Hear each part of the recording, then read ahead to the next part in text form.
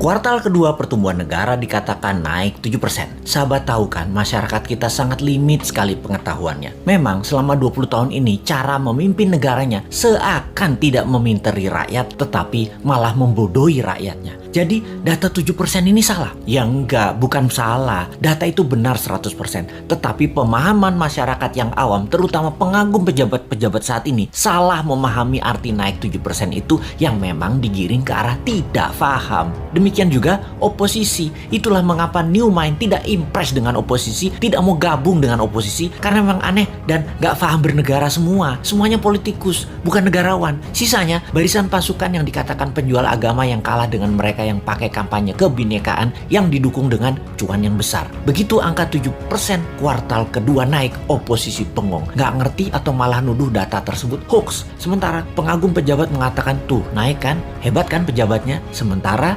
realita tetangga seputaran dan orang jauh sebelum PPKM sudah berat ekonominya. Sekarang lebih gak muter lagi, nambah sekarat, butuh oksigen. Kok gak ada yang naik? Begini melihatnya. Biar makin paham bahwa New Mind mencoba memberikan pemahaman cara cerdas bernegara. Naik 7% itu year on year. Paham? Nggak peduli. Kini kita ilustrasikan. Tahun lalu minusnya 1,9%. Tahun ini minusnya 1,7%. Naik dari minus 1,9% ke 1,7% itu naik sekian persen. Betul kan? Ya betul, naiknya begitu kira-kira. Bukan dari 1,9 minusnya total lompat plus 7%. Ya bukan begitu. Jadi data tidak salah. Cuman demi populerisme. Kayak artis gitu deh. Nggak boleh terlihat jelek. Jadi diambillah mengemasnya dari sisi positif. Itu tidak salah. Yang salah adalah pemahaman banyak orang yang terus dipolitisasi. Mangkel deh 20 tahun ini gak dewasa-dewasa juga bernegaranya. Lebih mangkel lagi, kenapa setiap masalah pejabat yang ditugaskan dia lagi.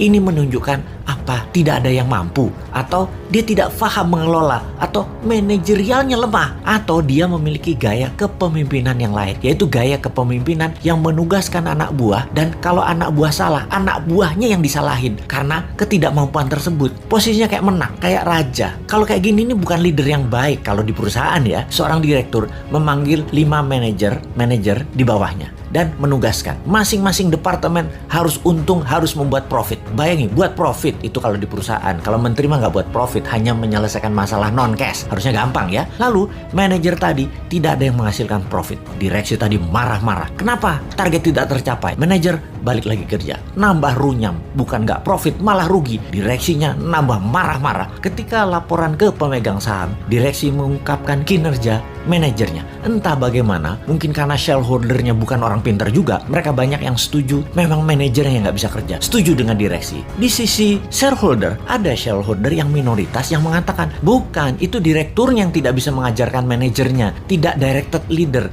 tidak berpengalaman bisnis multinasional, memang dia yang tidak mampu.